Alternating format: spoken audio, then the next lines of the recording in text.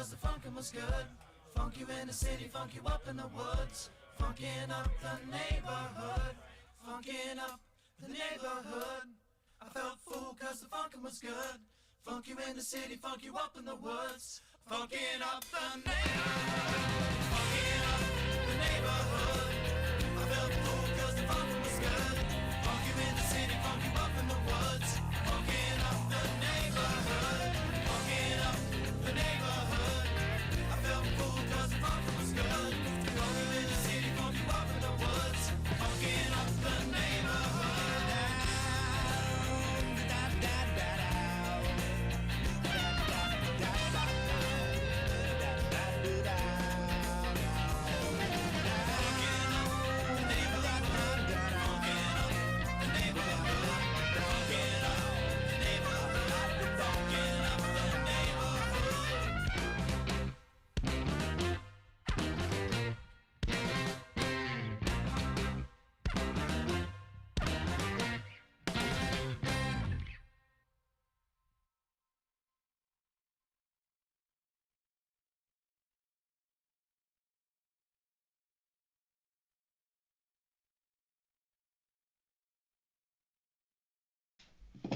And we're live. And we're back. Welcome to the Underdog Journey. My name is West. This guy is David. And we're here to shoot the breeze, see what happens. Yeah. I Not like super that. exciting opening. I got to work on those. I don't want to be excited. That was a good opening. That's probably the most accurate damn thing we've ever said on here. We're here to we're waste shoot the breeze and see what happens. Time. Exactly. Just see where it goes. Have a few drinks. Let's start with wasting time. What's in your mug, son? Well, I'm sticking with it is still Oktoberfest. I'm sticking with the Oktoberfest. It has just started Oktoberfest. You jumped the gun last week, sir. I did not. It's never too early for Oktoberfest, my friend. Okay, I don't disagree with that. Yes. I'm drinking Three Floyd's Munsterfest, which is Three Floyd's version of Oktoberfest. Okay. So this it's really good stuff. I like Three Floyd's Brewery to begin with. I think they do too many IPAs, but this is really good stuff. But we can say that about nearly every microbrewery out there. Yeah, there's too many IPAs. What are you drinking? So over here, I mean, I waited till the time was right, and we're doing Oktoberfest. So I happen to be at my local grocery mart here called Wegmans, and they had the little package of the Polliner. Mm-hmm. So you get the liter can, and you get the Stein to go with it. So I've got the Polliner here for that. Yeah. I'm not drinking out of that tonight, by the way, though. You know, I'm not opening Oktoberfest. I'm sorry, Polliner. Love you, but I'm not opening Oktoberfest with that Stein. I'm opening it with my my Hofbrauhaus Columbus there you beer go. Stein. This is a very experienced beer Stein. It's been with me a long time. This was actually the very first trip I took to Hof. This is what for people who know me, my memory is ridiculous. If you tell me your name, I'm forgetting in 3 seconds, but there are details that just stick with me. And I remember I went with the current wife's family, and we were celebrating her grandmother's birthday. And I was like, oh my God, I can buy this big ass Stein. Yeah, I'll take that. Absolutely. And so I bought that at my very first trip to the Hofbrauhaus in Columbus, well before there was a section named after me. There literally is. You are the Stein master of Hofbrauhaus Columbus. Yes. But in backup, because I don't think I want to start with this one, because I want to taste a few other ones here. I got the Warnstaffener. I'm sorry, all the Germans out there just shot me. The Weinstaffener Fest beer, oldest brewery in the world, by the way. Mm-hmm. Right there. Good stuff. And then this one right here, I'm gonna butcher the name. Hacker Shore. Hopefully one of my German beer drinking friends are watching and can phonetically put that in the comments of how I'm supposed to say this. But it's if I get the light off of it there a little bit. There you go. Rotate that way. And there we go. Okay. Hacker Shore. Shore. Hacker Shore. I've never heard of this one. This is called Das Beer. And I'm going to drink Das Beer right here. So I'm thinking that's the one I'm going to start with, because I've never had this. I have had Warnsteiner before, and I've had the Polliner before. So I think I'll start with the beer. I recommend starting with the German one. That's Yeah, So yeah. you can't go wrong there. So I'm standing there, right, and they got this whole shelf that's just all German Oktoberfest beers. Nice. And then they've got over kind of next to it, and a couple other places they've got Oktoberfest, but it's a couple local breweries and a couple of the national breweries that do their take on Oktoberfest. And I'm looking, going, nah. I'm sticking right down the middle. I'm going to Bavarian, German beer. Nice. Be done with it. You can't go wrong. You can't go wrong. Not gonna risk it.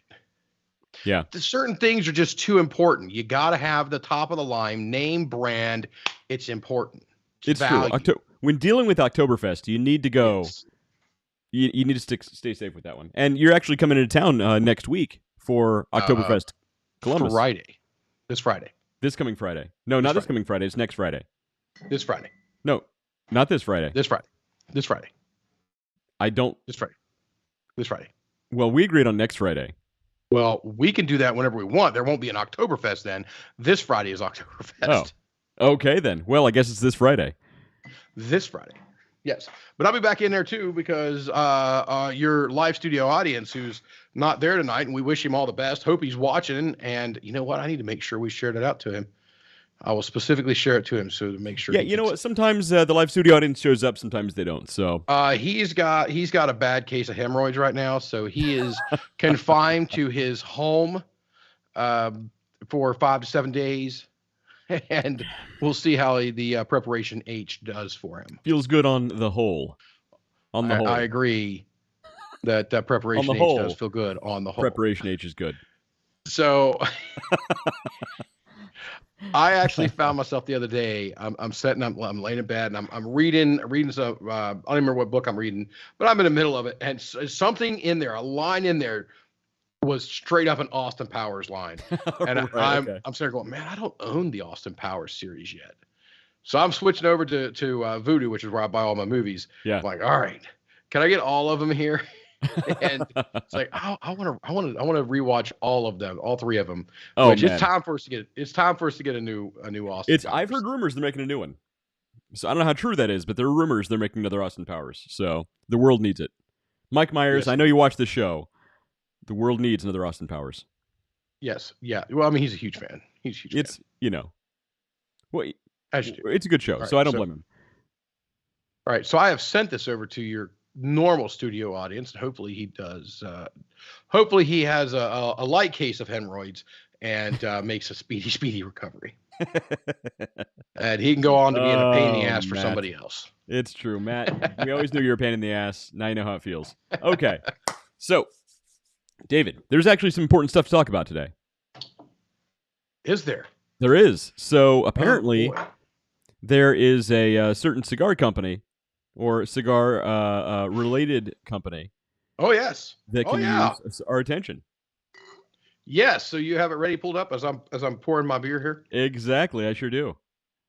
Excellent. So this is Cigars for Warriors. We've been talking about it the last few weeks on here.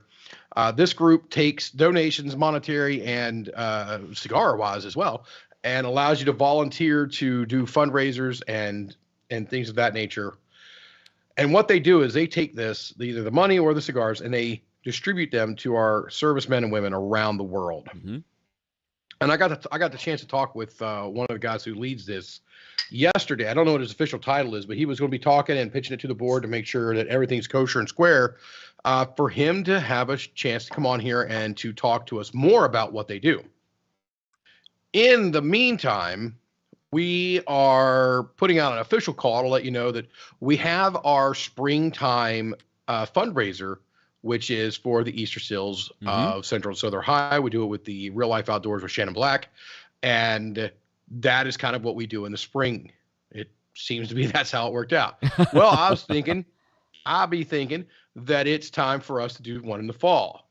There you go. I think that with our, with what we do, the things that we like to do, drink and smoke cigars. We like to support. Yeah. Drink and smoke cigars. I mean, I can get behind that. I see no problem. Yeah. So what I'd like to do is we're going to come when I come to town this week. We'll probably discuss a little bit, and I'll be back in a few weeks to do a photo shoot. Actually, no, for senior pictures. But back over there, I want to reach out and talk to a couple cigar lounges. Hopefully, they're one of the donation centers, and we'll get behind it as well, and let us host a charitable drive for the Cigars for Warriors. We will have, they're a 501c3, so they've got all their, just like we did with the Easter Stills. You don't donate anything to us. You just donate it straight to them. We don't want anything, I was talking with them yesterday. It's like one of the things that it was really a big player for us in in our Easter Stills charity thing is nobody takes a cut. There's no cuts. You don't get it. If you're going to donate, you're going to donate. That's just how it is. We're going to do this for charity. We're not going to do this to get a percentage. So that's kind of the same way they are. And it, I'll tell you some of the pictures as I scrolled through. I joined up on their Facebook page and was just scrolling through, and some of the pictures we get from, that we get to look at from the around the world for the people who get these cigars, man. It's really nice to be. Sometimes these guys are not in the nicest of locations, and to be able to kick back and enjoy a good stick is a wonderful thing. Absolutely, just a little taste of home when you're abroad, fighting for your country. It's the least you can do. This is an amazing organization. What a little taste of Cuba. There you go. Exactly. This is a great organization. They do great work. Yes. I mean, just a little bit of relief that they can bring to our soldiers overseas. This is awesome. I love that. Overseas, here, doesn't matter where they are. And if you are an active military member out there and you're going to say, hey, I'd like to, why can't they send them to me? Well, there's literally just a link on this page that you can click, fill out your information. Bob's your uncle, and it's done.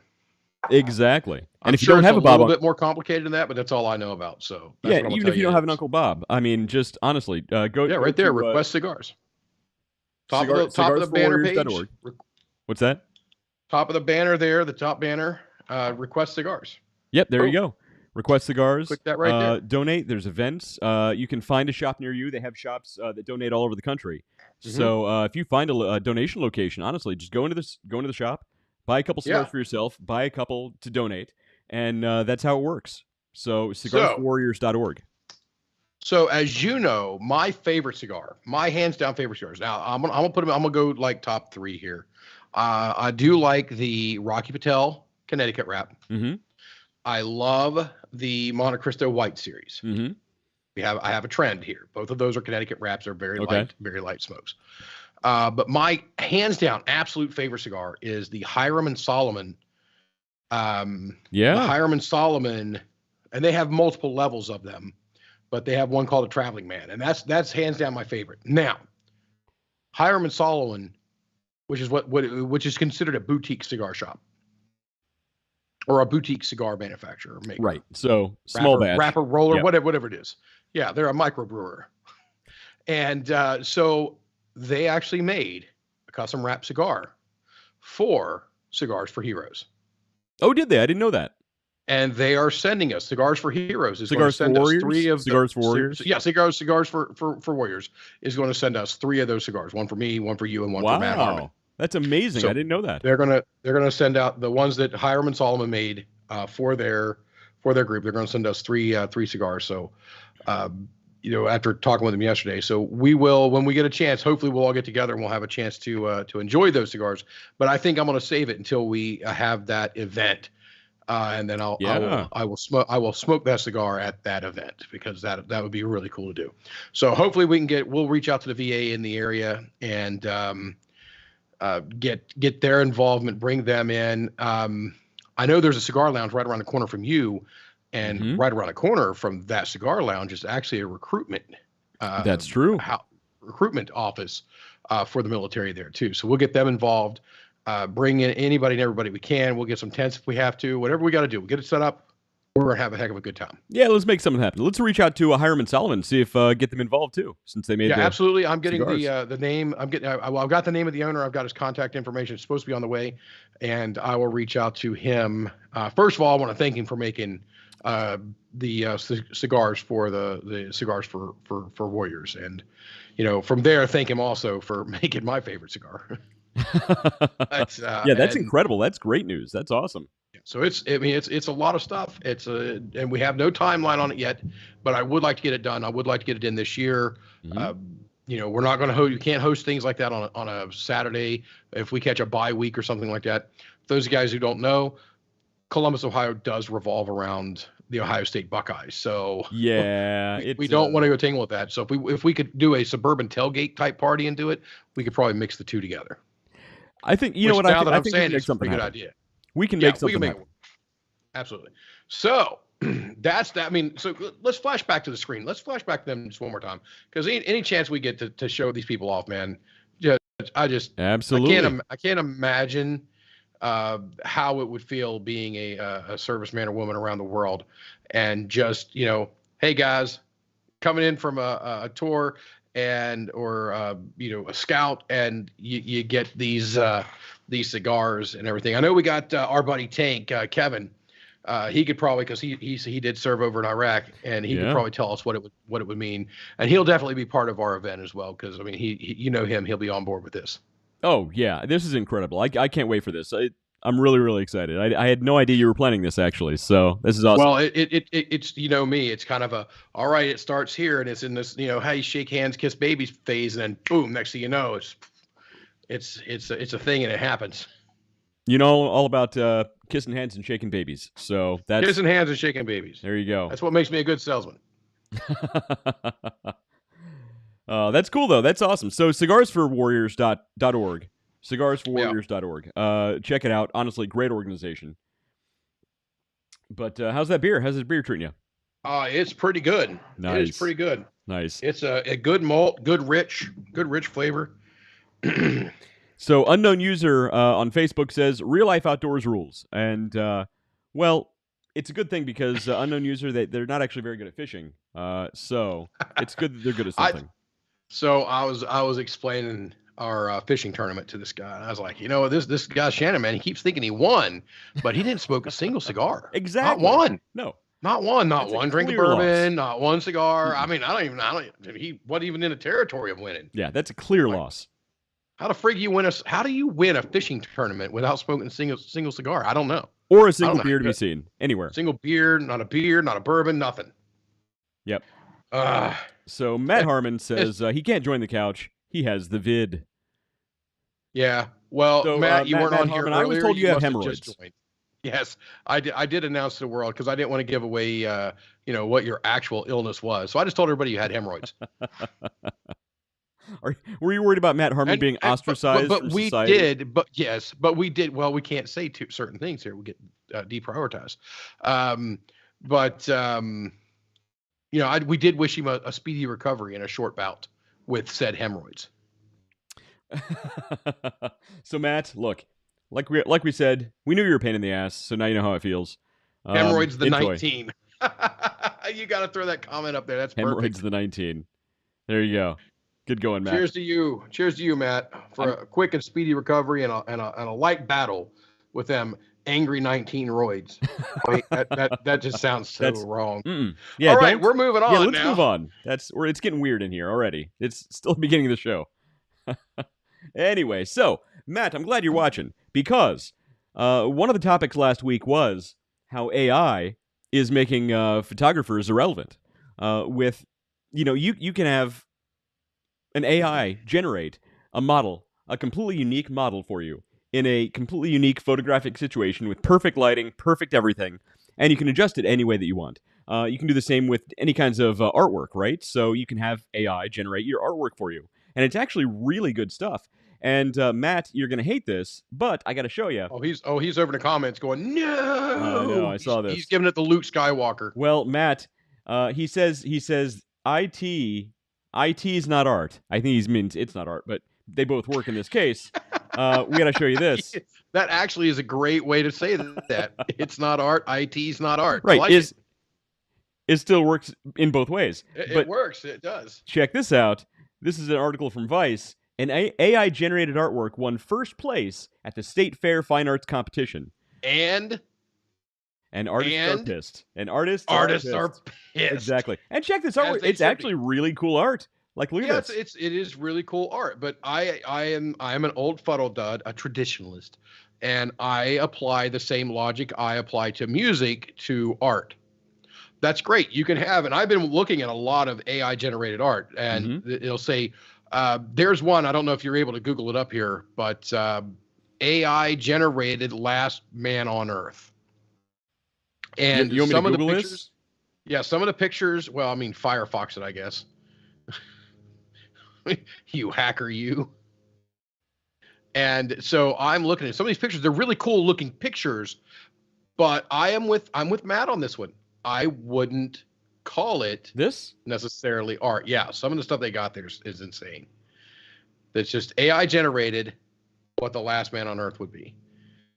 There's some of them they haven't placed in scenarios as well. I don't know what we're going here, but yeah, as you can see, it does not paint us in a great light. No, AI does not have high hopes for humanity. Yeah, that's what that looks like. Doing well.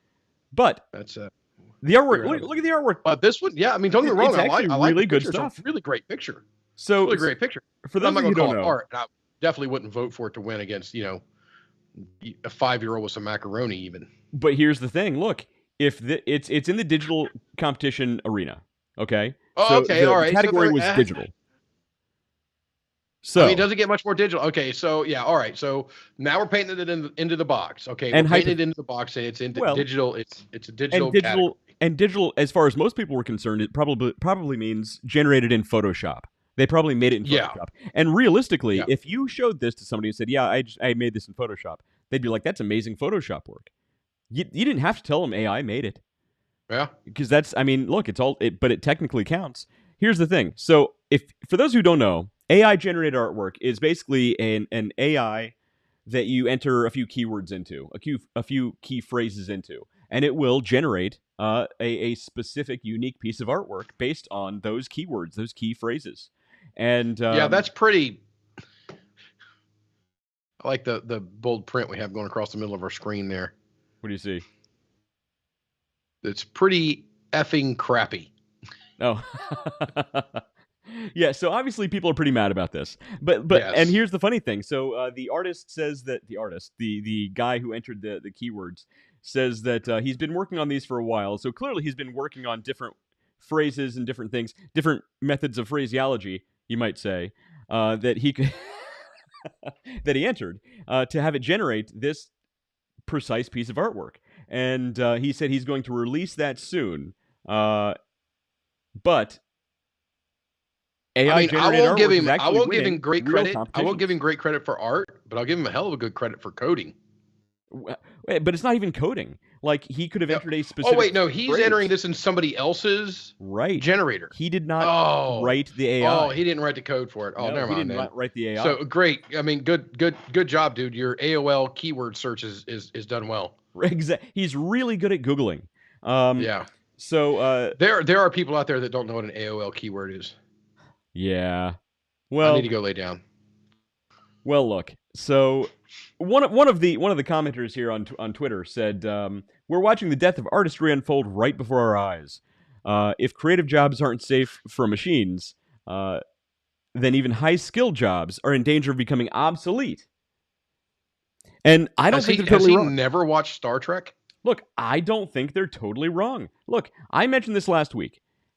Tell me, there is not somebody somewhere working on one of these super smart AI chatbots that will have access to your Teams and your Outlook and will be able to respond to all of your emails for you, be able to schedule meetings for you, and could potentially utilize deep fake technology where they make your mouth move.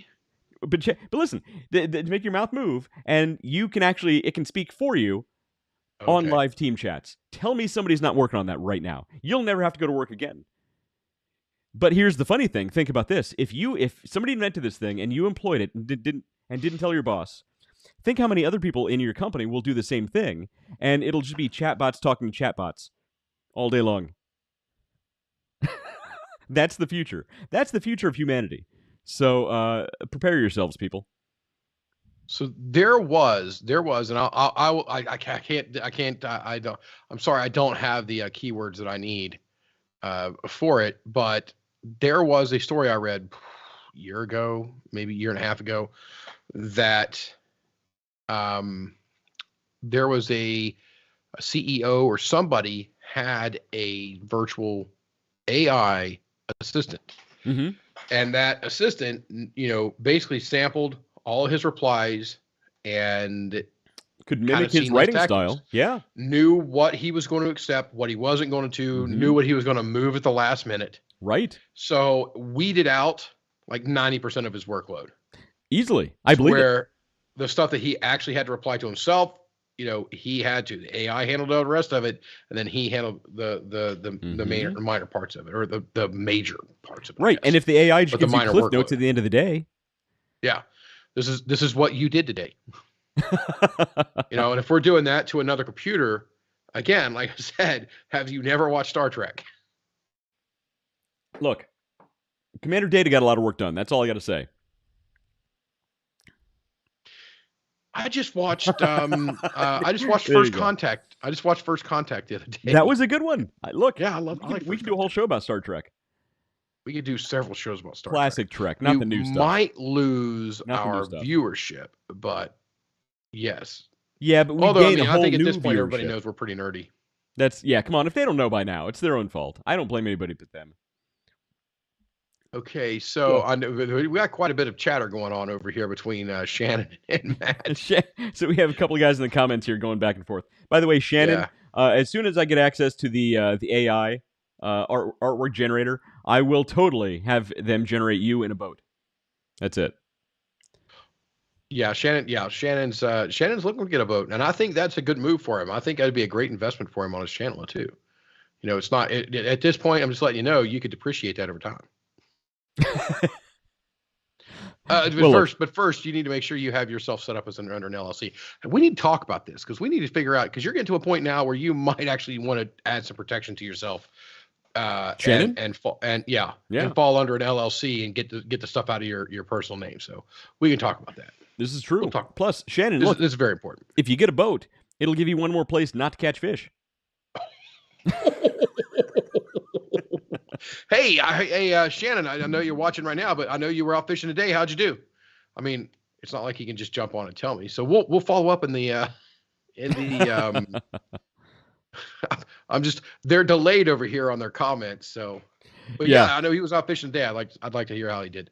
But we actually have a main topic tonight, don't we? We're 7:31. We actually have a topic today. So the topic today is actually pretty important. Oh God, I love this. I'm sorry, I'm excited already. I love it. Whew.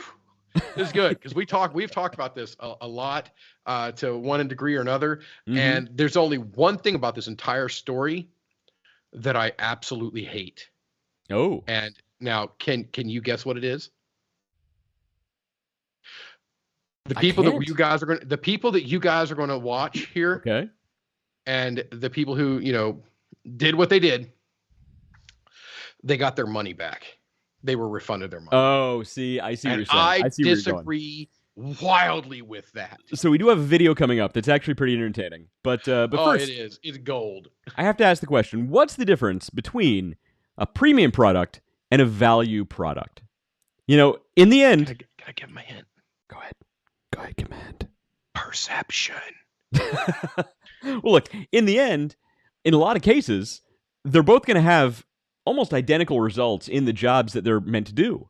If you get similar products, and in fact, It's really super common when you're going shopping and you see a store brand versus a brand name brand. In a lot of cases, that store brand is made in the exact same factory as the brand name, and it's probably the exact same product, just repackaged for the store brand. Most people don't know that. Same grouchy Phyllis running it down the line. You know what? It's true though. The from breakfast cereal to pharmaceuticals, it's almost to dog food. Dog. Look, don't get started on dog food. That's why I brought it up. Out of all the dog foods out there, you go down down the lanes looking at all the different dog foods. As far as the major brands, there are only 7 producers of major brand dog foods in the entire world.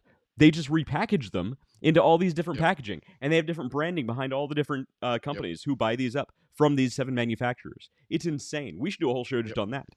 But it would be cool. Now, not to take you too crazy off topic here, but that is kind of what I do. But to do it with dog food, mm-hmm. and then do it with automobile manufacturers, to do it with Matt, you can't call me in the middle of the show, bud. He's calling you.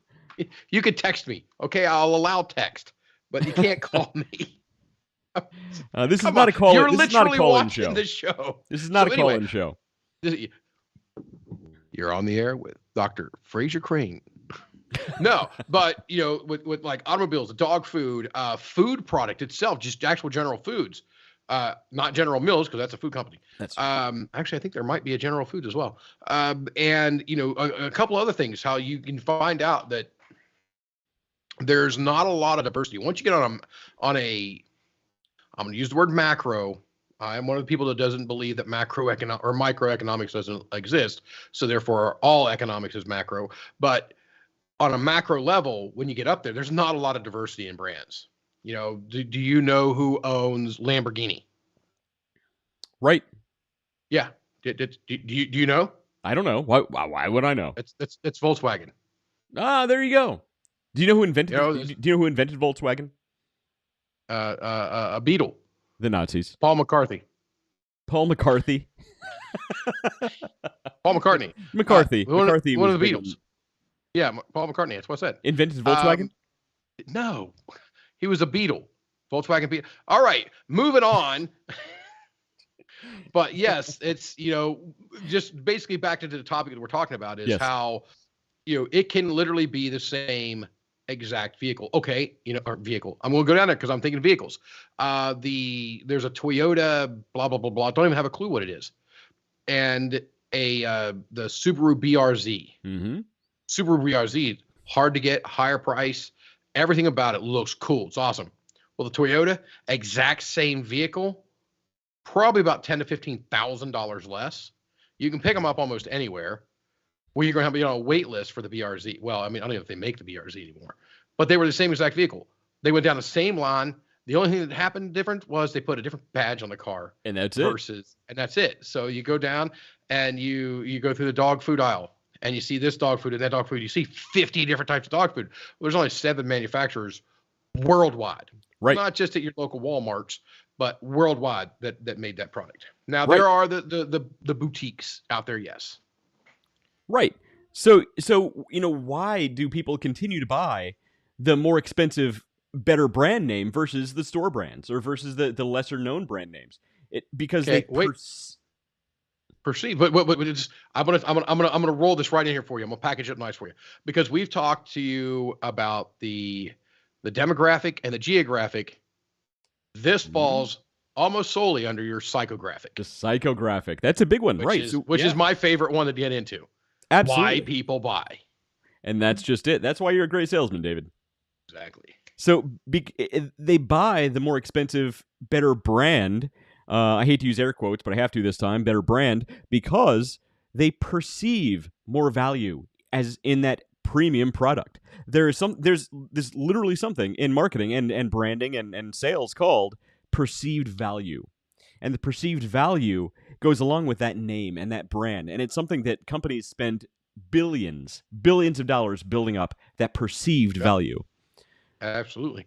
So we're actually going to, one of our commenters over here, Matt Harmon, that was one of his comments, perceived value. That's it. Matt Harmon, you're a genius. Value. You didn't even know it. Oh, he knew he was a genius. All right. So we got a video here we're going to play for you. Which is awesome. Thank you for sending this, by the way, David. Oh God, this is gold. As soon as I seen it, I was like, no, we've got to cover this. Yeah, let me just there we go. Okay. By the chain Payless Shoes. They held a grand opening of a luxury store with a different name but the same shoes and charged hundreds more for those same shoes. Customers paid. Here's ABC's Kana Whitworth. Behold, Palessi. We built a fake luxury store in Los Angeles and filled it with Payless shoes.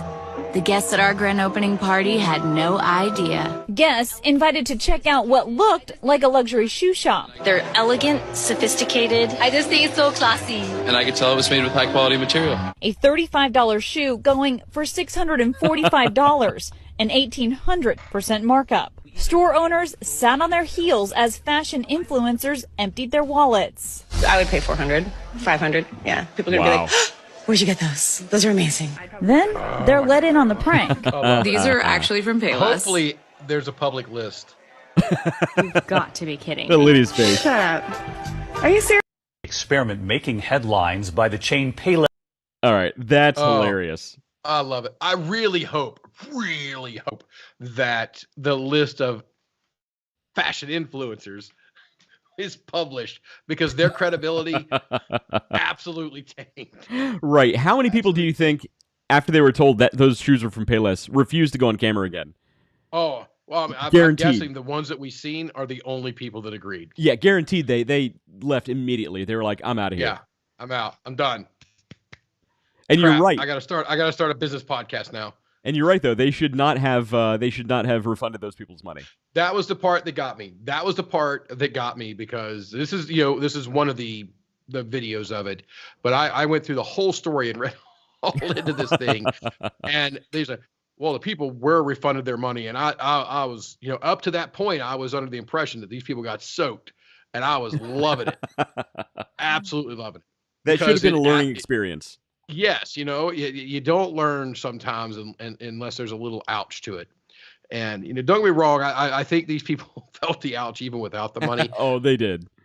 But the money's a good way to keep score. But you know what? I've felt the same way about a lot of products for a long time. I mean, yes. Honestly, look, we're having beer right now. So here's one of my go-tos here. I genuinely feel that most people don't know good beer. And I'll tell you how I know this. It's not just a theory. I know this. Here's how I know this. There are way too many people buying really terrible IPAs. And that's it.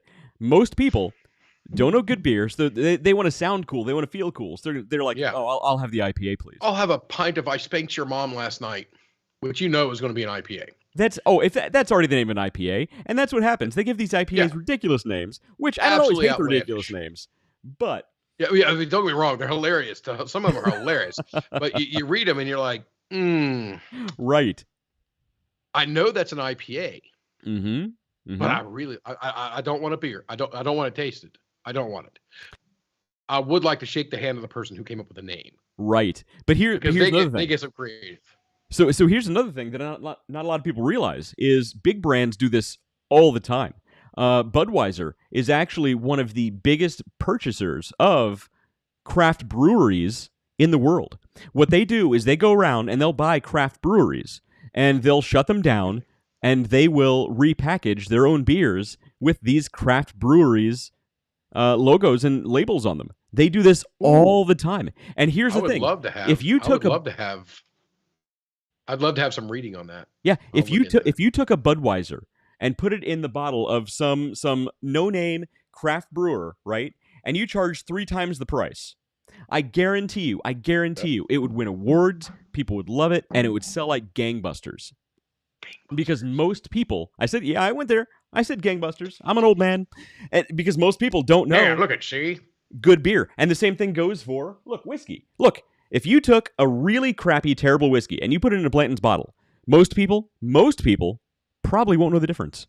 Or if you get a terrible cigar that tastes like burning sawdust and you put a Cohiba label on it, most people probably won't know the difference. Ooh, Cohiba. Right, exactly. I mean, I do like my Cohibas, but it's the perception. It's brand perception. It's value perception.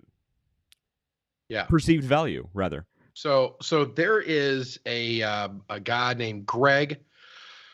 He hosts a YouTube channel called How to Drink, and he does a lot of mixed drinks and things of that nature. And he did a bourbon tasting, a bottom shelf bourbon tasting. Okay. Oh, wow. And his producer threw Pappy Van Winkle in. Oh, you told me about this. That's hilarious. So he's going through and he's drinking and he's talking about it. He's trying to align what these are and where they would go. And he got to the Pappies. And then if for people who know, Pappies is like, it's impossible. Holy Grail. It's impossible to get your hands on. And he takes a drink of it and he just rips it to shreds. Wow. Yeah. And then when he's done, he comes back through and he discovers that it's Pappy's, and he hears, oh shit, we can't air this. I can't put this out there. And then he goes on, he leaves it. Clearly he left it because we got to watch it. But, you know, he left it in there. He says, it goes to tell you how much of it's right here. Right. How much of it's in your head. Because I tried Pappy's. I've had Pappy's. I've tried it one time. Yeah. And I said, all right, it's a bourbon. And that's where I'm leaving it. Right, it's fine. I wasn't a fan. I like Blanton's. I love Blanton's. Mm-hmm. Eagle Rare is my favorite, which is, you know, Blanton's is an $86 if you can buy it at retail cost, and Eagle Rare is $35. Still prefer Eagle Rare over it. Right. So, and that's a perfect example because it's all about perceived value, and that's just what it comes down to. And again, companies spend literally billions of dollars every year trying to build. What are you laughing at? The perceived value of free tin cup. I'm guessing that's a comment from Adam. That's over in the comments from one of our users. So I'm sure the tin cup company loves your endorsement there, Matt Harmon. Yes. So he does drink a lot of my bourbon. But perceived value. Okay, so perceived value, to break it down, is the customer's own perception of the product or service's merit or desirability to them. And look, in a lot of ways, that it sounds technical, but here's how you break it down. You can actually do an equation to discover a perceived value. Okay, so basically, you have the customer's expected benefits of the product. Okay, minus the customer's perceived cost. And I say perceived cost because it could be time, it could be actual money, it could be something they have to barter. So the customer's expected benefits minus the perceived cost equals the perceived value. Because if the expected benefits outweigh the perceived cost, then guess what? That's the perceived value of the product. Perceived value of the product. Yeah.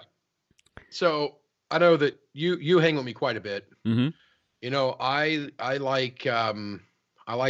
eat pretty decently, but here, I think it was sometime over early in the summer this year, the family went to Dairy Queen. Had hot dogs, hamburgers, and milkshakes or ice cream of some sort. And I get the check, and it's nearly $50.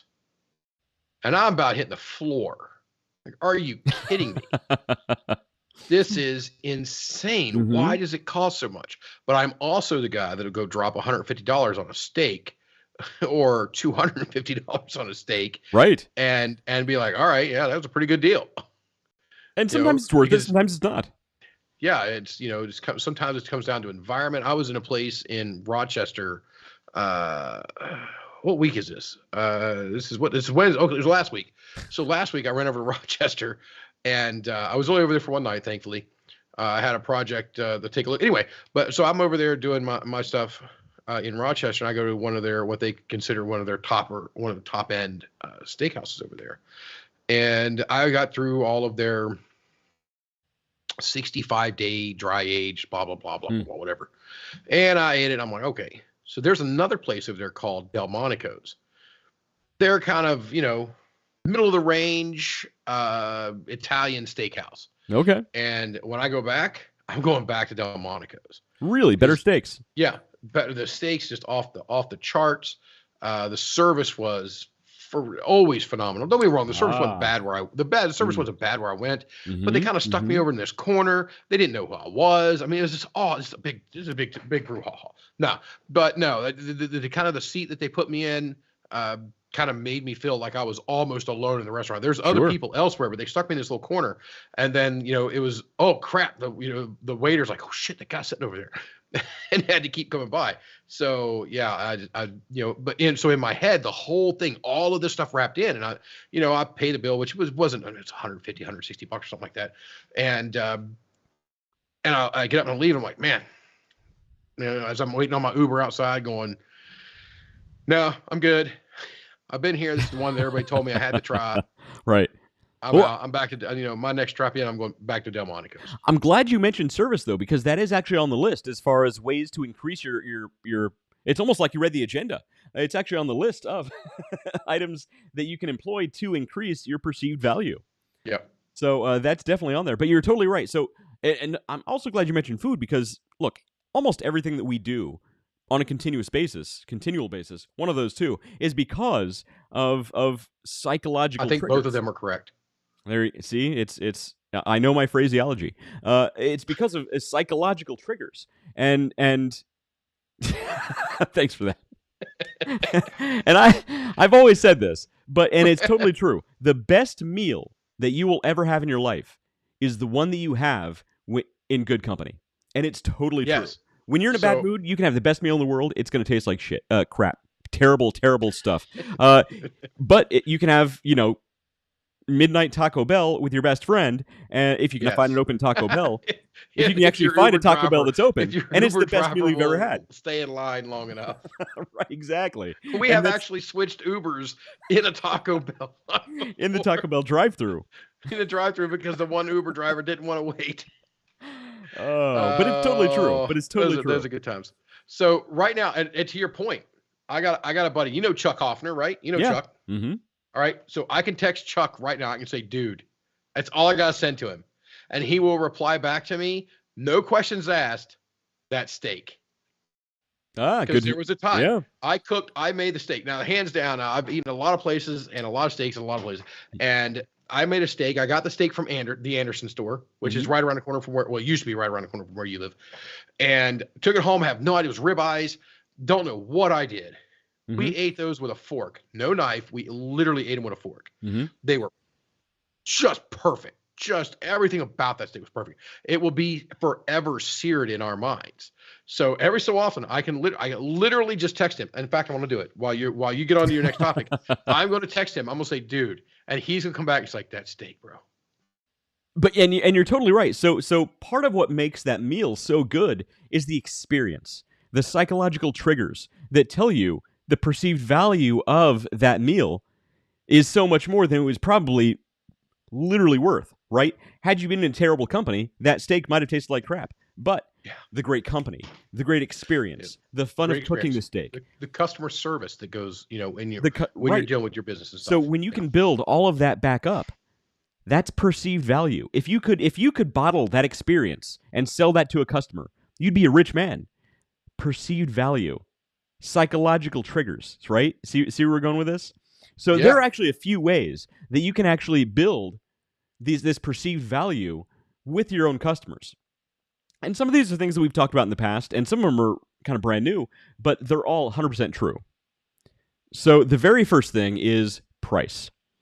So there's two ways you can play this, right? So most people, when they're putting out a product, they think, oh man, I got to undercut. I got to sell my product for less than that other guy over there. And pause. Time out.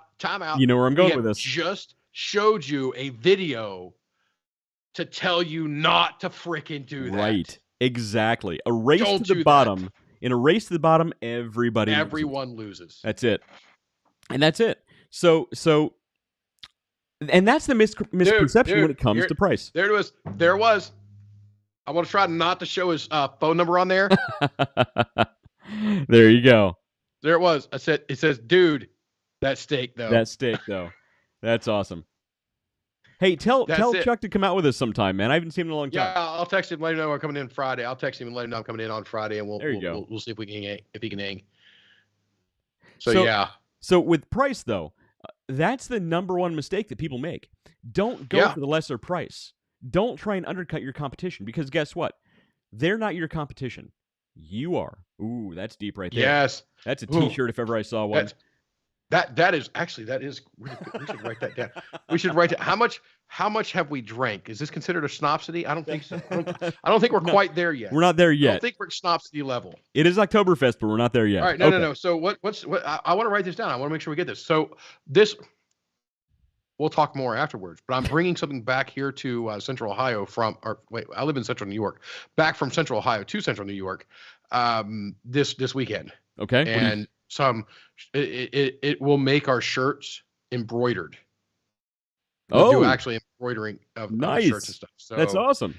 I've put the challenge to the current wife to learn how to use this piece of equipment and do my bidding. So what was it you said? I don't know. Something about competition. So something about can somebody go back to the archive footage and find out what the hell we just said? This is live streaming on Facebook. We could just go back and rewatch it. We could. It's something about your competition isn't your competition. You are. I don't know. I worded it much better before. It's. I'll go back and rewatch. Let me see the timestamp over here. We're exactly. at. We're there. We're 52, around there. 52 minutes. 52 minutes. Okay, yeah, we're on 50. It was around 52 minutes. Okay, so here's the thing.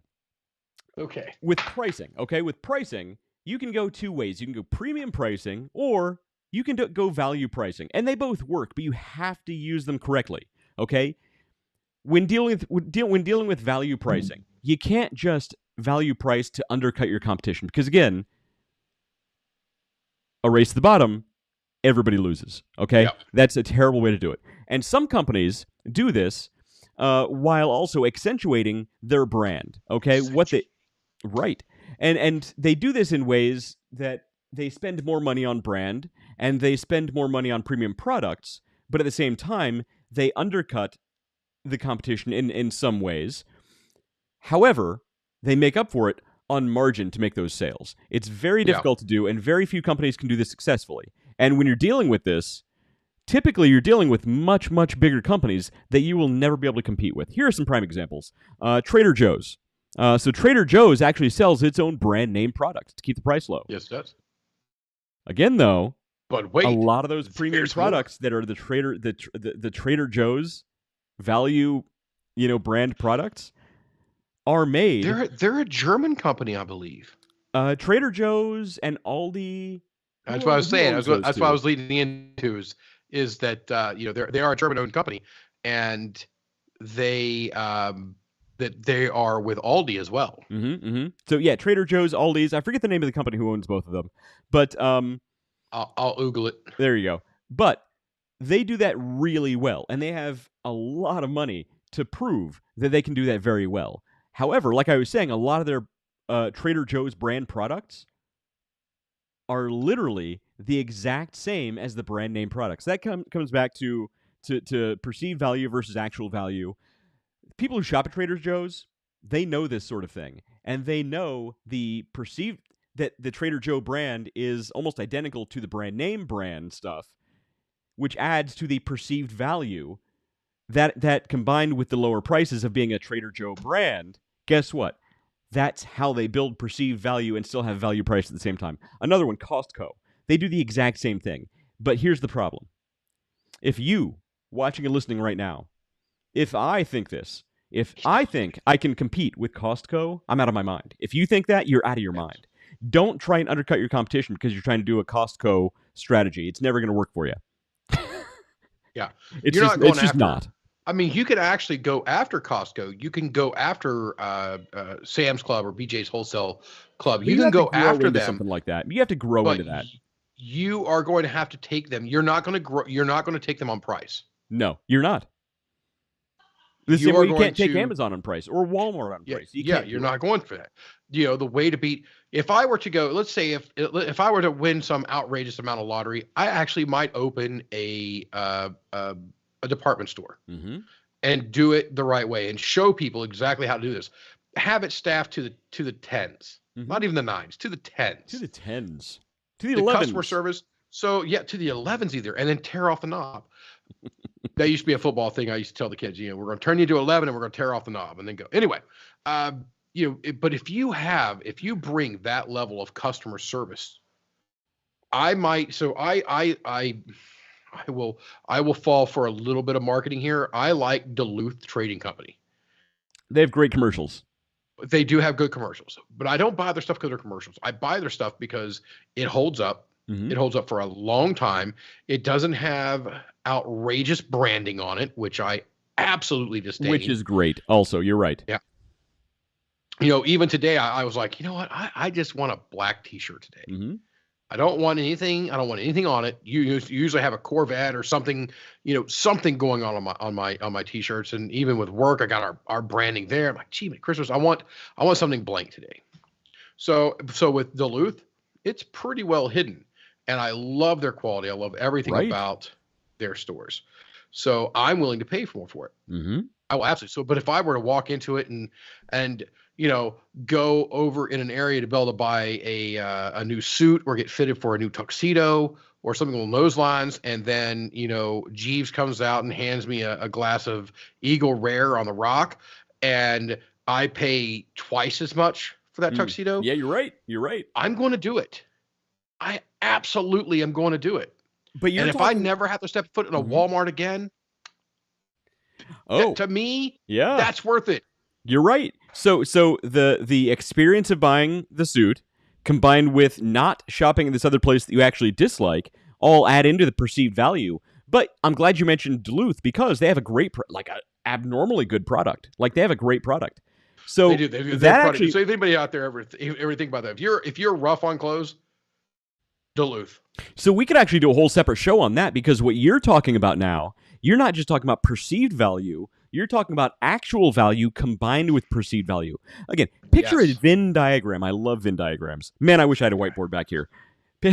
Of actual value, perceived value, and we're going to get into it. But let's go on. So value pricing is a way to go. You can do it and still have really good perceived value. Your better bet, though, is premium pricing. Guess what? Yes. If you're starting out, if you have a small company, don't drop your price. Increase your price. Increase your price with a few strategies behind it. And here's how you do it. So here's the thing. By charging a premium or, consistently higher price for your product or service, your company produces, what will give the perception to your customers of a higher quality product. Yes, you're automatically generating in the mind of your buyer, in the mind of your avatar, which you better damn well have one if you're watching this damn show. Absolutely, in the mind of your avatar is going to generate that idea that your product is valued right at this higher level. How often do you hear somebody say these words? But here's the thing. Before I go on, charge more, but you need to deliver on your product or service, okay? Don't give cheapskate service or a cheap, product that's going to fall apart when you're charging more. You need to deliver on your good product, but charge more, okay? Even if your product is identical in quality or your service is identical in quality to the brand name or whatever it is, you can charge more and you can make it happen, but you need to deliver on that. Now, David, how many times have you heard somebody use these words? I use them all the time. You get what you pay for. Get what you pay for. Everybody knows it. Everybody knows it. And that is the definition of the mindset of somebody who buys based on perception. That's it. And you need to play into that.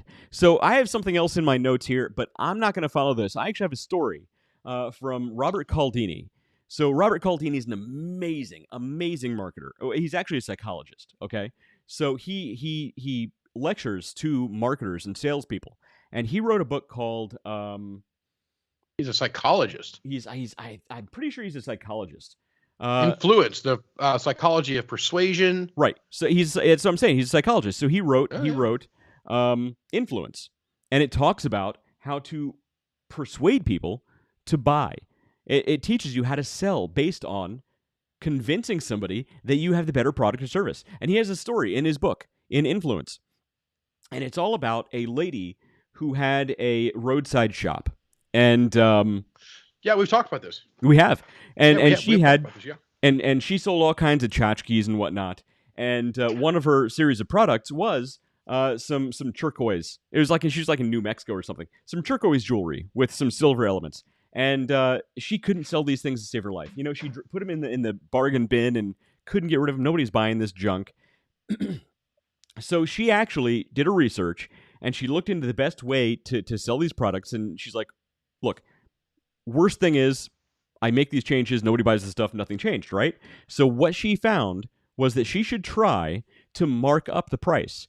Don't just mark them back up to normal price, mark them at 3 times the normal price. And put them behind a glass case and make them look premium and make them look like something that's really sought after and something that really everybody wants and market them as these really high-end premium products. Because, it's turquoise and silver. It's not cheap. But the thing is, nobody was buying them in diamonds themselves, diamonds aren't necessarily cheap either, but we've talked about De Beers and how, their control of the market and convincing the world that diamonds were exceedingly rare. Right. When in fact it's probably one of the most common things in the universe. Right. And that's it. It's that perception. So she marked up this jewelry to 3 times the normal price. From the bargain bin up to 3 times the normal price and put it behind glass. And after that, she couldn't keep this stuff in stock. She couldn't buy enough in order to be able to sell them, because that's the perception that she built in her customers, that this is high-end premium stuff. And in their minds, guess what? It was. It's not that she was ripping them off. It's that she gave them what they wanted. They wanted something that made them feel exclusive, that made them feel good about themselves, that made them look good. And that's what they found in this product, right? And here's another way to look at it. Okay, so David, you and I give out free information every single week. As a marketer, you're supposed to give out as much free information as you can. Here's the double edge of this sword, though. When you give out free information, that is gold. I mean, solid gold can increase a company's revenue tenfold. Nobody values it. Which is what we do if you actually listen. Nobody values it. Nobody takes it into full consideration. It's just more noise. It's more whispers in the wind. However, that customer, that one person who comes and they pay your actual price for this actual consulting service, and they paid money for it, therefore they're actually going to take your advice into consideration and they're going to employ it. Guess what? They get full value. They get the value that they paid for that product. Get it? Versus the person who just heard it for free, they didn't employ it, therefore they never received the value. It's worthless. Yeah. It's worth nothing. We're going to take one of our most common discussion points, avatars. Yes. So you guys hear us talk about this all the time, but if you were to pay our rates for our consulting fees to come in and actually set this up and go through this, you're going to pay a pretty hefty dime to go through that process of creating the avatar and learning the importance of the avatar, to where you are calling what you've talked about with one of your past jobs. You have a name and you call that name. That is who you are selling to. Right. And as simple as that. Now, I have a side note we have to step over to. You remember the color and how rich and dark and deep that beer was? That was a beautiful German beer. It was a beautiful German Bavarian beer. I pour one of the wine staffeners, and I had to stop because it almost looks like a lager. Did somebody rebottle a Budweiser? Was somebody listening to this podcast? I think so. They snuck one in on me. So I'm gonna taste it to see what's up here, because this is not the typical color you're gonna get. That is a very light, even for a lager. That's a very light lager. Yeah, that's freaking Coors Light there, bud. That is a Coors Light. I think they have tapped the Rockies with that one. Gee, Merry Christmas. So what is the name of that German beer law? I can't remember the name. It's in German. Reinheitsgebot. According to the Reinheitsgebot, this beer would never be able to legally sell in Germany because there's too much rice in that. That's very light. Well, there should never be rice by the Reinheitsgebot. Budweiser. It does not taste. I will flat call out right now. Does not taste like this is a fest beer, and it doesn't say it's an Oktoberfest. It just says it's a fest beer. Okay. So there is a difference there. It's not a bad beer. Okay. It's not what I was looking. It is not what I was looking. It was not the droid you're looking for. Okay. Is it not the droid? So it's not a Marzen style. It's like a light. Looks like a light Pilsner, maybe. Yeah. It tastes almost like a. All right. Reinheitsgebot. There we go. So I knew it existed. Okay. I just didn't know the name. Yeah. Well, I just always call it the Bavarian purity say law. Bavarian at this point. All right, you drink a couple liters of beer and you come back and see. Come back and try to speak freaking German. It's true. Look, how do they drink so much beer and not all bite their tongues off? Because they start when they're 6. Plus, have you heard somebody speak in German They do. Oh, I love it. I love it. Ambulance is, or no, hospital is Krankenhaus, and ambulance is Krankenwagen. I mean, come on. Exactly. Oh, the Krankenwagen. I love it. It's a beautiful language. It's the language of love. Next time you're falling over drunk, we'll call the Krankenwagen for you. Krankenwagen. I just want to start calling my Ubers. This guy's crunk. He needs the Krankenwagen. This guy's crunk. I need to get a Krankenwagen. All right. So we don't actually have viewers in Germany. We do have viewers in the UK. Yes, we do. Have a viewer in we have a viewer in Canada. We have one, I think, in China. Was it China or was it Japan? Oh, it was Japan. It was Japan. Yeah, the Chinese aren't letting us in the country. Come on, man. Yeah, probably not. Probably we're not their demographic. No. Yeah, and then we have a couple. It's crazy. We have like 6 to 7 people outside of the U.S. that tune in. We do and watch the show. We need to do a whole show just on reading those analytics and metrics, looking into all of that. Like that's really interesting stuff. But we really need to get one in Germany. Not one in Germany. We need to get all of them in Germany. Every Wednesday at 7 p.m. or whatever the hell time it is over there, they should be all set in front of their little. There's like a television. It's a 5 or 6 hour difference, so it's maybe late afternoon for them. Come on, it's later. It's later over there than here. That'd be 6 p.m. here, 6 p.m. here. Yeah, I went the other way there. In Hawaii, it's mid afternoon. Okay, so you're right. It's the middle of the night in Germany, basically. It's not going to happen. Yes, it is the middle of the night in Germany. So, but they should be waking all the kids up in front of their television wagons and watching us. Television wagons. All right. Anyway, so as far as we're off the air in Germany, and we just lost Central Europe. Okay, so as far as perceived value goes, pricing. Oh yeah, that's what we're talking about. There you go. It's one of those. So pricing is key. So look. Before we get to the next topic, I just got to reiterate this. Don't undercut your competition. Okay? Yeah. What you need to do is, and I'm looking at the camera because I'm being very serious right now, increase your price. Increase your price. At least for a test. Increase your price. Okay? The only thing is, you need to back it up. You need to deliver on that value. Okay? Because it is still value, not just perceived value. Actual value is a real thing, as told by David's steak story. But it's true. Increase your price. I promise you, you will thank me. Okay, next thing that you can do to increase your perceived value is reputation. Here's a big one. And we could do a whole show just on this, okay? So basically, a company's reputation is the overall sense of credibility that it gets associated with its product or service, okay? It's something that your brand builds up over time. And there are many ways that you can build this reputation, build a credibility. Okay, here's a prime example. I'm glad I said prime example, no pun intended. When you're shopping on Amazon Prime, okay? Here's something that happens a lot of times. A lot of people, I'm sure everybody who shopped on Prime has seen this. You'll see the exact same product. Exact, identical product with different brand names associated with it, okay? The prices are almost identical. The only thing you have to go on is the star rating. Okay? Which one are you going to buy? You see 2 identical products. Photos. Everything's identical. Except the brand name. The logo is different. Only one of them has 10,000 4.5 star reviews, and the other one has maybe 75 4.5 star reviews. Let's say, 75 5-star reviews. Which one are you still buying? You're buying the one with more reviews. Yeah. Okay, because that goes back to something we spoke about long in the past, social proof, which is that reputation. And but it's totally true. I'm sorry, that was an awkward silence. I thought you had something to add. It's fine.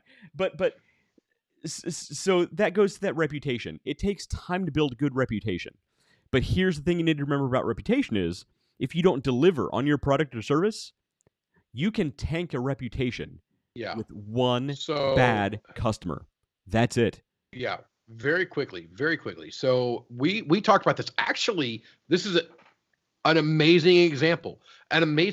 So an organization that you and I both belong to just went through and raised their rates for membership. Mm-hmm. Luckily, you and I never have to worry about that again. Not Thank you problem. very much. Yeah, not our problem. I voted for the increase. But you say, hey, we are positioning ourselves as a premium brand. Mm-hmm. Now, certain people inside of this sphere of influence is going to say, well, this is not a brand. What you don't understand here is, all of that. Now, David, what you don't understand. Man, that joke just does not get old. It is absolutely a brand. We have this brand. We have this reputation that we're bringing forth. And if we are going to charge a premium to be involved in this, you have to provide a premium service. It doesn't necessarily have to be the service. It doesn't have to be the product. It doesn't necessarily have to be any one of them. Perception? It has to be, yes, exactly. Especially with the organization we're talking about, because it is 98% perception. Frankly, 98% perception. Yes, absolutely. So, in order to bring that value, and let's get away from that and go to a goods and services. So, let's say you're selling. Actually, I have a real world. Actually, I might have talked about this before in the show about. I think it was either Konica Minolta. Damn it, I don't have John Callender, who's one of our normal viewers. I don't have him on here tonight. I might ping him after the show, but. Konica Minolta, I'm thinking it was them when Xerox was absolutely hands down the name. Mm-hmm. Xerox had a global footprint with service industries all over the place, right? And their thing was, if your machine breaks, we're going to be there to fix it within 24 hours. Yeah, I remember this. We've got a man in every city with a screwdriver and ready to screw you right now. They were ready to go, ready to rock. They were global. So when Konica Minolta, and I'm using Konica Minolta, it may have actually been another company. I can't remember it off the top of my head. They went after them, and they didn't try to compete. Like we were talking to you about not competing. You're not going to go after Costco. Right. But you can go after Costco, but you're not going after them on price. You're not going after them on volume. Yes. So what Konica Minolta did was said, do you have it? Sir, I want to sell you this part. And the guy goes, well, do you have service worldwide like Xerox? Can you repair our machine in 24 hours? Sir, we don't need people worldwide because our machines don't break down. Yes, exactly. And they went after Xerox on quality of product. Not the customer service that you were going to have when this freaking thing broke. They said it's not going to break. Right. That reputation when it built up is worth its weight in gold. And it did. I know we all call them Xeroxes now, but if you walk into a shop now, you're going to find, Canon and Konica Minolta, which is a huge brand, and a couple of other ones out there that are probably just as prevalent, if not more, than Xerox now. Now I know for a while Xerox was like, the name. So Xerox is a different kind of animal. Xerox is to copy machines what Kleenex is to tissues. Yeah. Or chapstick. You know what I mean? It's one of those things where the brand name becomes synonymous with the product. Yeah. It doesn't. So right. What so that's a little different animal. Chapstick make? Chapstick?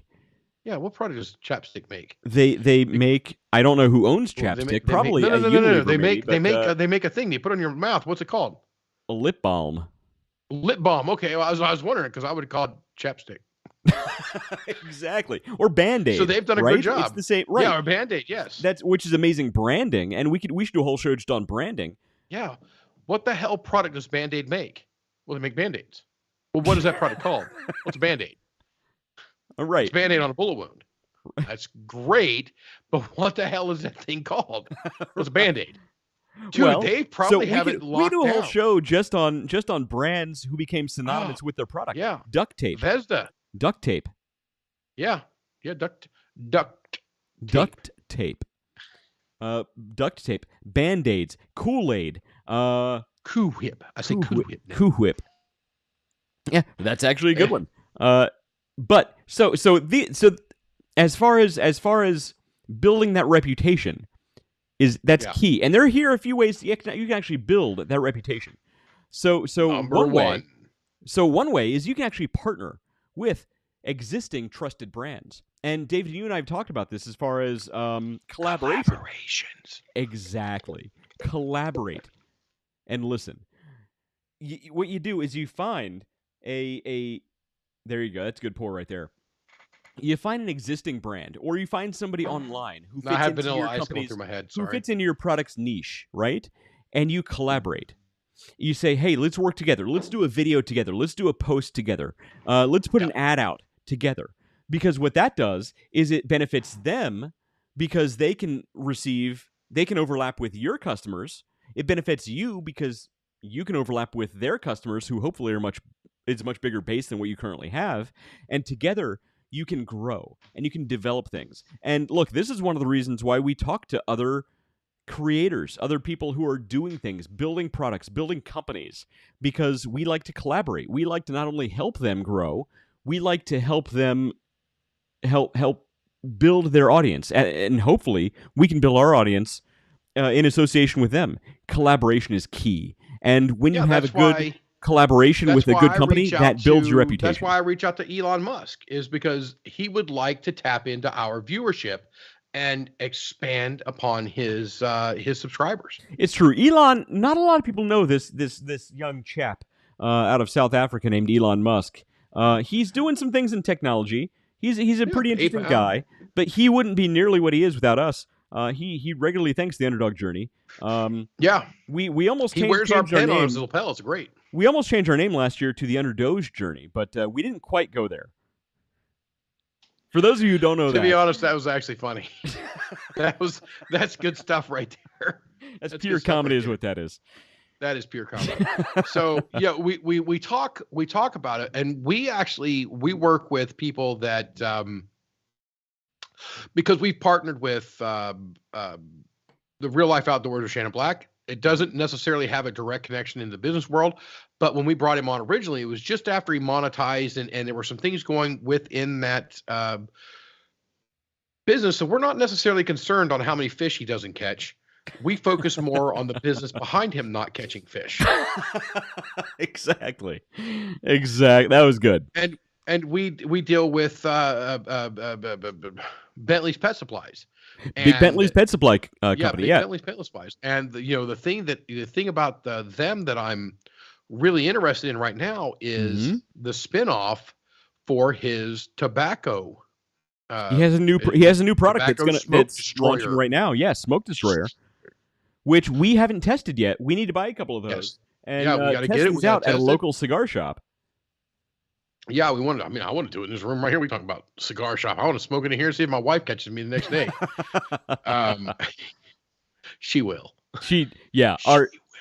All wives have the noses of bloodhounds. It's just built into their DNA. Event. It's true. I've got a return air event that I'll need to block off. When a woman gets married, it's a biological fact that her olfactory system just goes into overdrive, and she can smell everything. They can smell all the bullshit that we're laying down. It's true. This is totally true. That's how it works. So from us, the biologists of the Underdog Journey. So Big Bentley's. I'm not a biologist. I'm not going to elaborate. But careful. Mine was a joke, but it can easily slip into the political realm. We almost lost it there. Okay, so the next thing we almost lost it. So we're just talking about partnering with a good trusted brand and collaborate, pulling stuff together. Yeah, the collaborate. So we do the collaborations quite a bit, and we're getting ready to collaborate with another person that to us is, to be honest, I don't care whether they're a big name or not. I love what they're doing. And you're talking about Cigars for Warriors. Cigars for Warriors. Yeah, that's upcoming, and we're going to be collaborating with them, and it's going to be a wonderful thing. So another way, so I did the number one, so you got to say number two. Well, partner with, so number two on our list. Relying on testimonials. Right. Which we have talked about even earlier in this very episode about, do you go for the same products that has 1,000 4-star reviews or the one that has 75 4-star reviews? Mm-hmm. And that's totally true. And that still holds up. So there's something that we talked about. We talked about this like on the third episode or something about social proof. Which, honestly, this is a real thing. And this is something that also Robert Cialdini talks about as being super, super important. Social proof. When you're talking about your product, okay, and it's your product, you believe it in your heart and soul that it's the very best thing out there, okay? Stevie Evans believes that his smoke destroyer is the best thing out there. He believes that his pet urine odor eliminator is the best thing, and he believes it with all of his being. Does it mean more to have Stevie talk about his product or me talk about my product? Or does it mean more to have some random Joe Blow out there leave a comment on Amazon? That random person that has nothing to do with the product, who bought the product, I guarantee you will hold more weight than me talking about the product or Stevie talking about his. Yes. Testimonials. It will, but I will, it's not a preface. I will subtitle it with this. I will subtitle this. You need to be excited about your product. Well, you do. Well, of course you should be a cheerleader for your own product. I agree. You need to be, yes, you're that brand ambassador. And right. You need to generate that excitement in your customers.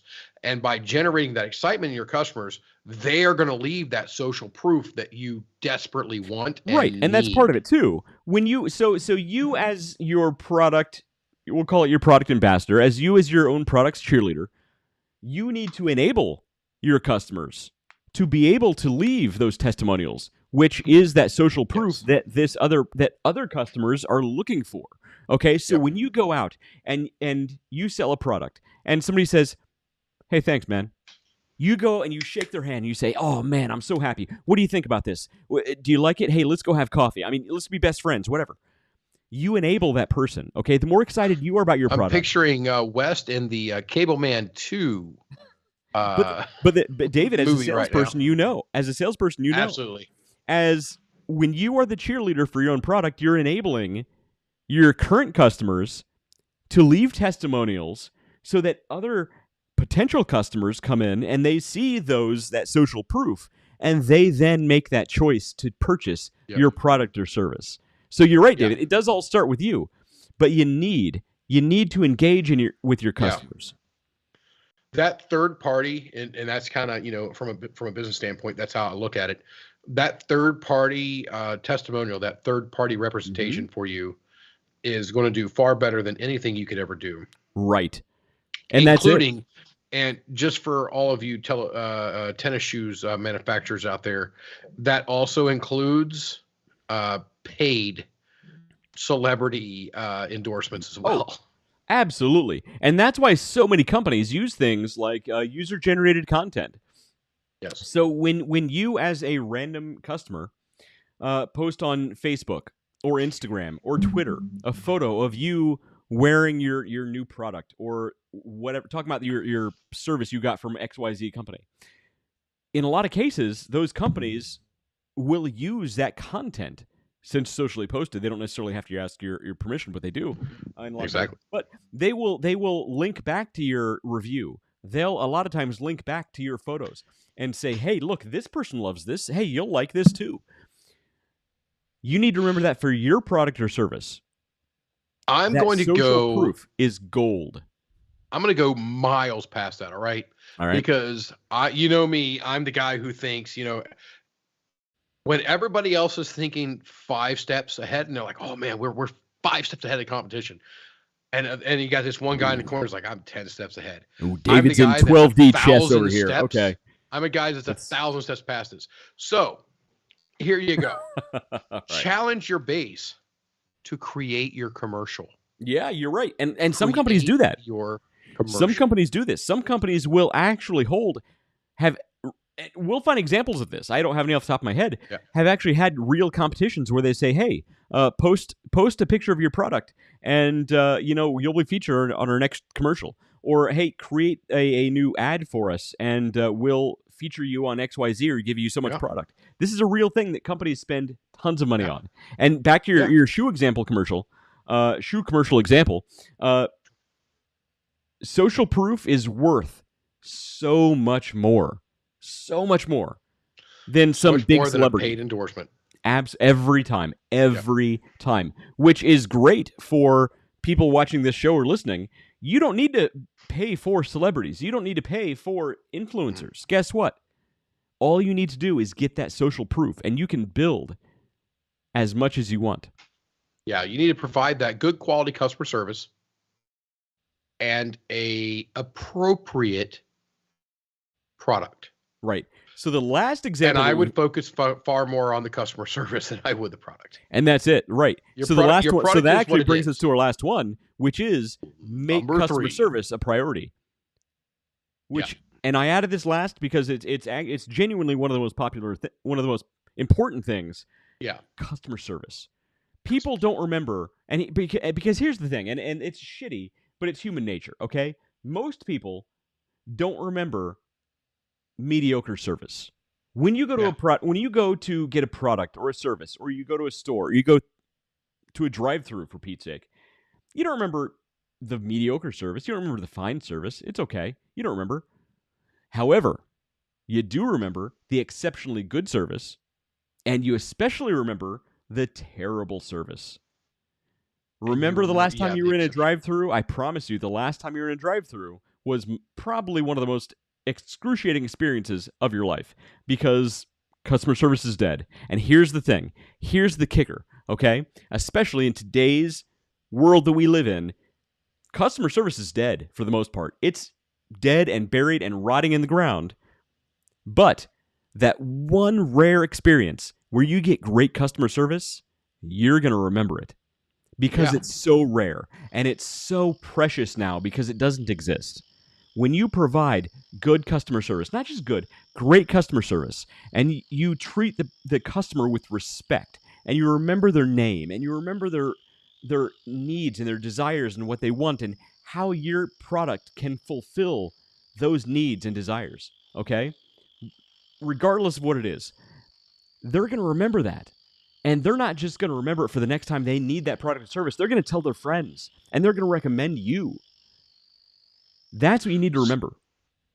So I was at a spot in Boston, a steakhouse, of course, of course, a place called Davio's, right across the street from Nurset, which is, if you guys don't know, Salt Bay, the guy who takes the salt and bounces off his arms. So I've been there too, and it's pretty cool. If you ever get a chance to go there, do it. But I'm at Davio's, and I'm with quite a bit of people from my company, and we're talking people that are many levels and a lot of zeros after my salary, right, at this table. And the guy who runs the dessert cart comes by, and he sells the table. Now, I'm not worried about anybody at the table. Most of the people are with my company that are at the table. I think we got one guy from outside. But I have a lot of people in Boston, in the Boston area, that need good quality salesmen. Mm-hmm. He's sitting there going it, and he's going, and he looks at me, and I'm like, no, start the other way and go around. I want to be the last guy. And he just goes around. I'm just sitting there going, listen to him the whole time, just selling the table, just selling it, owning it. And he gets to me, and I'm like, I'll have whatever the hell you tell me I want. Right. But you are taking my business card, and you are going to call me. I have a job for you. Yeah. Yeah. You will have your pick of whatever company you want, and I will get you a job. You're making $60,000, $70,000, $80,000 here a year at best. I will get you a job that'll pay you $150, almost no questions asked, with your freaking skills. With the way you just did this, I know that I can teach you the little bit of what you need to do to be excellent at this. And I'm going back over there, not next week, in a couple of weeks, I'm heading back over there to meet with this guy to say, hey, what company do you want to speak with? Because I want this guy in my industry, because this guy is gold. Yeah, totally. So you find this stuff.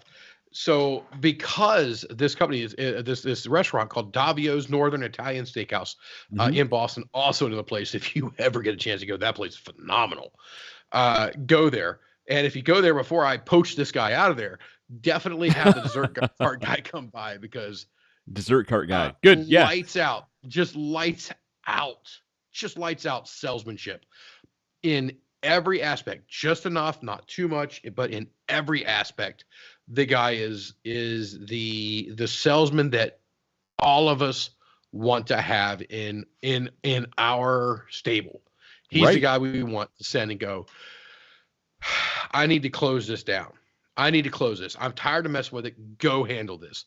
And he's the type of guy that will go out there and just make someone believe that if they don't purchase your goods or products, they've made a mistake. They're going to have buyer's remorse if they go anywhere else. And that's how good this guy was. And I'm sitting here watching him. Everybody else is like, flipping through and they're trying to wine and dine and impress some of the, the big people, the big titles. And it gets to me and I'm just sitting here watching this guy all the way through. I'm like, oh my God, this guy's a freaking gem. Yeah. And I'm like, I'll have whatever the hell you're telling me I'm going to have. Here's my business card. You're calling me. You're calling me. I have a job for you in the life safety industry tomorrow if you're ready. Mm-hmm. So it's great. So what do we have there? We had a comment. So unknown user on Facebook. Unknown user says life is better with real life outdoors. Everyone needs to get on board. Hey, by the way, why is he unknown user? Is he hiding his profile? What's happening?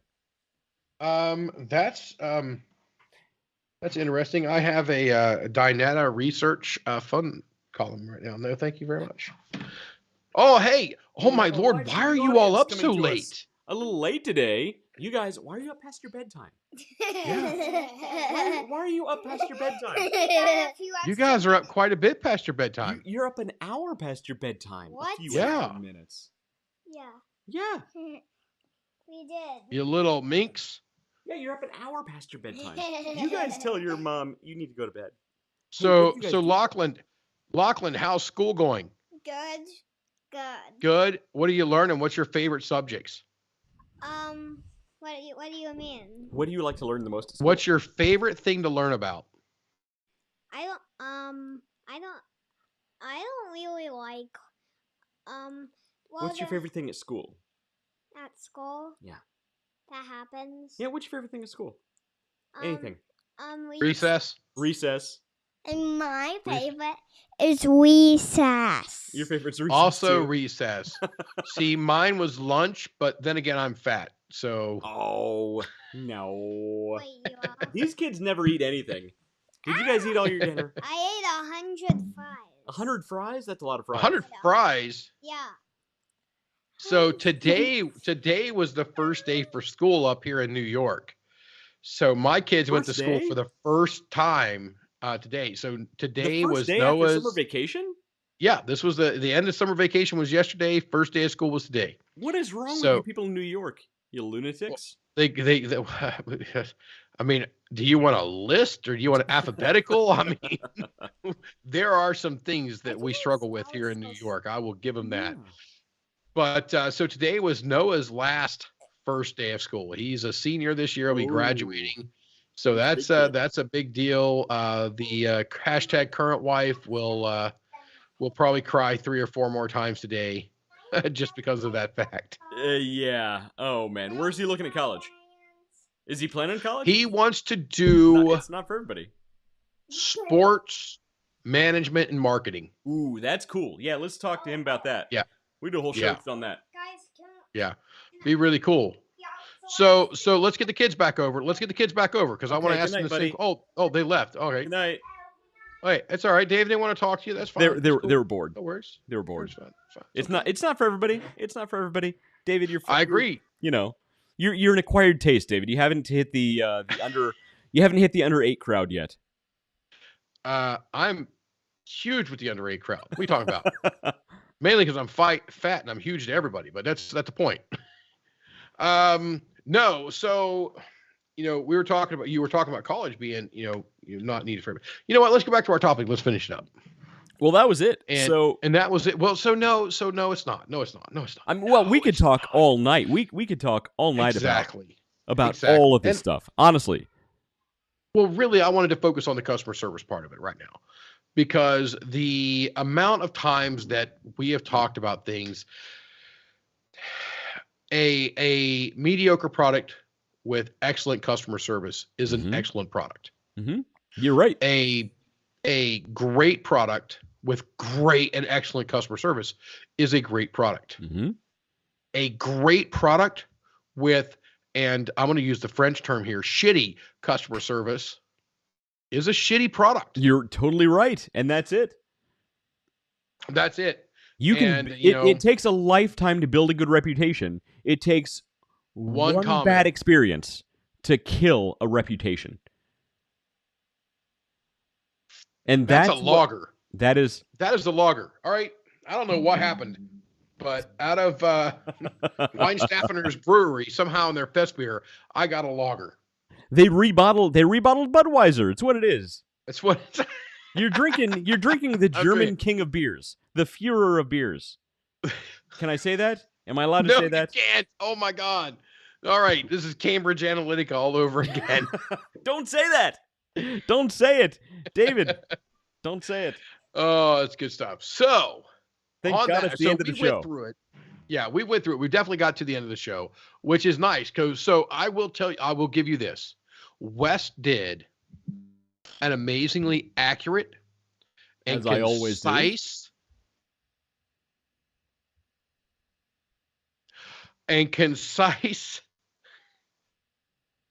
I don't know where you're going with this. Agenda for tonight. Okay. So what he put out there was exactly what we needed to talk about, exactly what we needed to go over. Everything was there. You did an amazing job with this. This was a really good agenda. Oh, thank you. Even though we're at an hour and 40 minutes into this, it really, just because of the way we do stuff, we could have fit into a standard night. We didn't want to. But into an hour. We could have put this into an hour. It was the way he broke it down was amazing. And it fit us very well for tonight. Plus left plenty of room for conversation, which is, guess what? That's why you guys come to us, is for the conversation. You guys can listen to people drone on about boring shit any other channel. This is where you come to drink beer and have a good time, right? Exactly. You get the important information plus the random bullshit. It's what we're good at. It's frankly, it's our skill. Yeah. Next week on the Underdog journey. Wow, I literally have not drank that much. On the Underdog journey, we're going to talk about freeze-dried snakes. It's always Oktoberfest somewhere. Always Oktoberfest somewhere. Actually, it's gonna be great. So I'm coming in this weekend on Friday. I'll see you there, and we will start putting a little more of the details and getting a little more clear view of what we want the Cigars for Warriors. Yes, charitable event. That's gonna be awesome. I'm excited for that. I really didn't know that was coming up, so that was a good surprise. We might actually talk to the building manager of a different facility that's not associated with a cigar lounge at all, that we can maybe set something up in the parking lot. We'll see. We'll talk. It's gonna be a great thing. Let's talk. Let's talk about that. Okay. Ice. Yeah, I'm trying to thaw some ice for you. I'm trying to thaw your ice. Wait, that sounds weird. I've been Dave. He's been Wes. I've been Dave. And we've been the Underdog Journey. No. I'm Dave, right? One of us. One of us is Dave. It's under my name. One of us is Dave. One of us is under my picture. Yeah, that's it. He's been Dave, and he's been West, and this has been the Underdog Journey. And we'll see you next week. Later.